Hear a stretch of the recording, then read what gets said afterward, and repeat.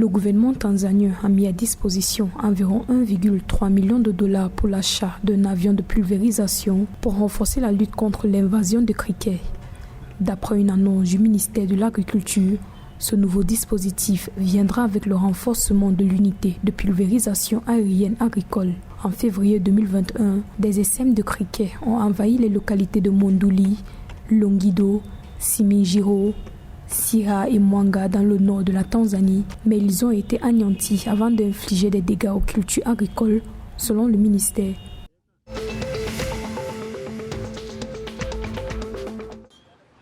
Le gouvernement somalien a décaissé le 27 novembre 2021 1 million de dollars d'aide d'urgence pour soutenir les habitants les plus touchés par la sécheresse dans le pays.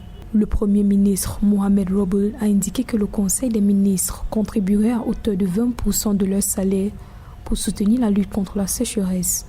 Selon les Nations Unies, environ 2,6 millions de personnes, soit près de 22% de la population, dans 66 des 74 districts de la Somalie, sont touchés par l'aggravation de la sécheresse. Les données indiquent également que près de 113 000 personnes ont été déplacées par la sécheresse à travers le pays.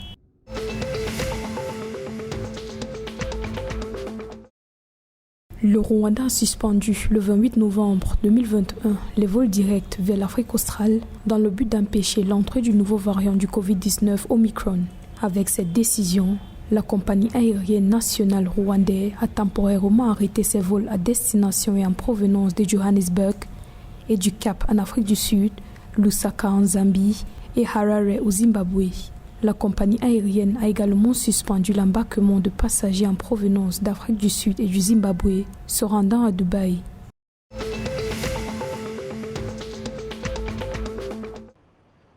La quatrième banque du Kenya en termes d'actifs, Cooperative Bank of Kenya, a annoncé le 25 novembre 2021 la conclusion d'une facilité de crédit de 56,5 millions de dollars avec la Banque européenne d'investissement. Ce financement vise à soutenir des entreprises du secteur privé productif au Kenya dont les activités ont été affectées par le Covid-19. Cet appui s'inscrit dans le cadre d'un financement de 400 millions d'euros décidé par la BEI lors de la visite officielle de son président Werner Hoyer le 25 novembre au Kenya. À travers ce mécanisme, Cooperative Bank of Kenya va renforcer son portefeuille de prêts en direction des PME qui constituent l'essentiel des entreprises du Kenya.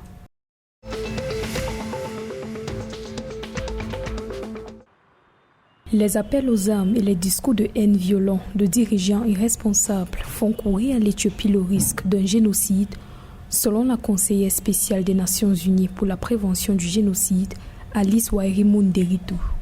La situation sécuritaire reste préoccupante dans le pays, alors que la militarisation de la société, le profilage ethnique, le refus de l'accès humanitaire et l'utilisation abusive de fournitures médicales se poursuivent, a-t-elle affirmé. La conseillère spéciale de l'ONU appelle en effet au dialogue et les acteurs internationaux à intensifier leur engagement pour éviter cette situation.